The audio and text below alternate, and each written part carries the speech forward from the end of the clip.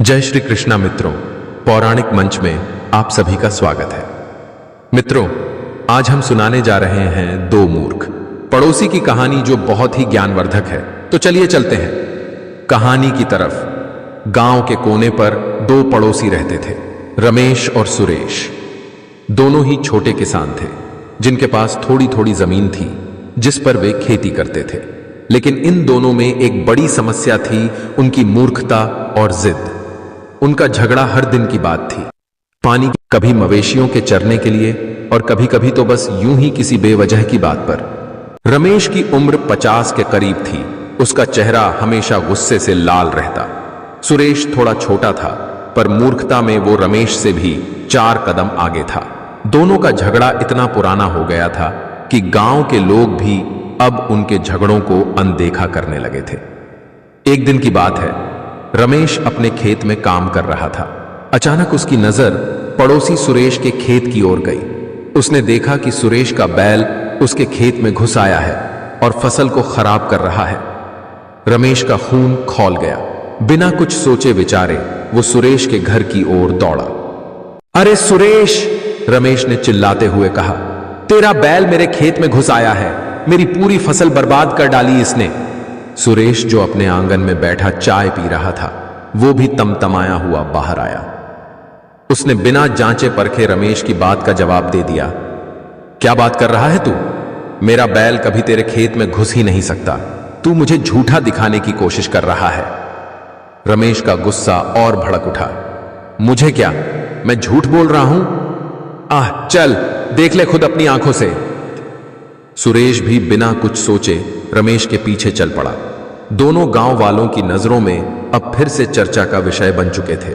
गांव के लोग जानते थे कि आज फिर कोई बड़ी घटना घटने वाली है। जब दोनों खेत पर पहुंचे तो देखा कि बैल सच में रमेश के खेत में ही था और काफी फसल खराब कर चुका था। सुरेश को अपनी गलती समझ में आई, पर उसकी मूर्खता ने उसे माफी मांगने नहीं दी। उल्टा उसने रमेश पर आरोप मढ़ दिया। तेरे खेत की बाड़ ही कमजोर है। अगर बाड़ मजबूत होती तो मेरा बैल कभी घुस ही नहीं पाता। सुरेश ने कहा, यह तेरी ही गलती है। मेरा बैल नहीं जानता कि कहां जाना है और कहां नहीं। रमेश आग बबूला हो गया।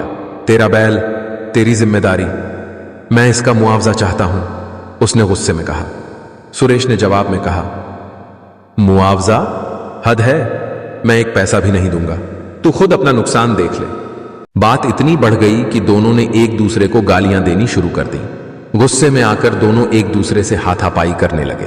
गांव के लोग इकट्ठा हो गए, लेकिन किसी ने बीच बचाव नहीं किया, क्योंकि हर किसी को उनकी मूर्खता का पता था। लोग इसे मनोरंजन समझकर देखने लगे। इतने में वहां से गांव के बुजुर्ग चौधरी साहब गुजरे, जो गांव के सम्मानित व्यक्ति थे। उन्होंने यह देखा तो उन्हें बहुत बुरा लगा। वो तुरंत बीच में आए और दोनों को अलग किया। क्या हो रहा है यह सब? क्यों आपस में लड़ रहे हो? चौधरी साहब ने पूछा। रमेश और सुरेश दोनों ने एक दूसरे पर दोष मढ़ते हुए चौधरी साहब को अपनी अपनी कहानी सुनाई। चौधरी साहब ने थोड़ी देर सोचा, फिर बोले, तुम दोनों बहुत मूर्ख हो। एक बैल के कारण तुम अपनी दोस्ती और शांति को नष्ट कर रहे हो। खेतों की देखभाल करना दोनों की जिम्मेदारी है। रमेश, तुझे अपने खेत की बाड़ मजबूत करनी चाहिए, और सुरेश, तुझे अपने मवेशियों का ध्यान रखना चाहिए। लेकिन तुम दोनों अपनी मूर्खता और जिद में फंसे हो। लेकिन रमेश और सुरेश एक साथ बोल पड़े, पर चौधरी साहब ने उन्हें रोक दिया। अब कोई लेकिन नहीं। आज से तुम दोनों अपने अपने काम पर ध्यान दोगे। अगर फिर कभी ऐसा हुआ तो मैं गांव की पंचायत में तुम्हें बुलाकर सजा दिलवाऊंगा। रमेश और सुरेश ने चौधरी साहब की बात मानी, क्योंकि वे जानते थे कि अगर पंचायत में मामला गया तो उनका अपमान होगा। कुछ दिन तक सब ठीक रहा। दोनों पड़ोसी अपने अपने खेतों में काम करते रहे, बिना एक दूसरे से बात किए। गांव वालों को लगा कि दोनों की मूर्खता कम हो गई है, लेकिन असल में ऐसा नहीं था। कुछ दिनों बाद एक और घटना घटी। इस बार सुरेश ने देखा कि रमेश का कुत्ता उसकी सब्जियों के खेत में घुस आया है और उसकी सब्जियां नष्ट कर दी हैं। सुरेश ने सोचा कि अब बदला लेने का समय आ गया है। वह बिना समय गंवाए रमेश के घर पहुंचा और जोर जोर से चिल्लाने लगा, रमेश, तेरा कुत्ता मेरी सब्जियां खा गया। अब तू मुझे मुआवजा दे। रमेश ने बाहर आकर देखा और पहले की तरह तिलमिला गया। वह सुरेश पर फिर से चिल्लाने लगा, कुत्ता है, जानवर है, इसे कैसे पता चलेगा कि कहां जाना है? तूने अपनी सब्जियों की बाड़ क्यों नहीं लगाई?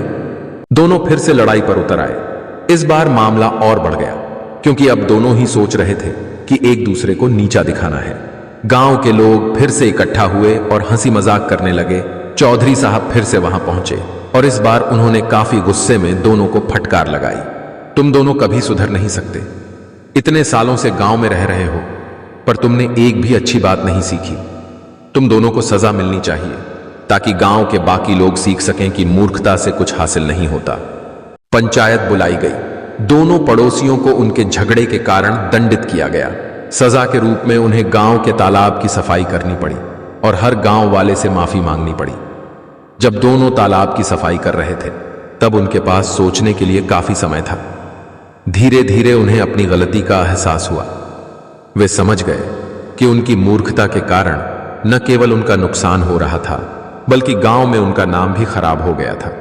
सफाई के काम के दौरान दोनों ने एक दूसरे से बात की। रमेश ने सुरेश से कहा, यार, हम दोनों कितने मूर्ख हैं, बेवजह के झगड़ों में अपनी शांति खो बैठे।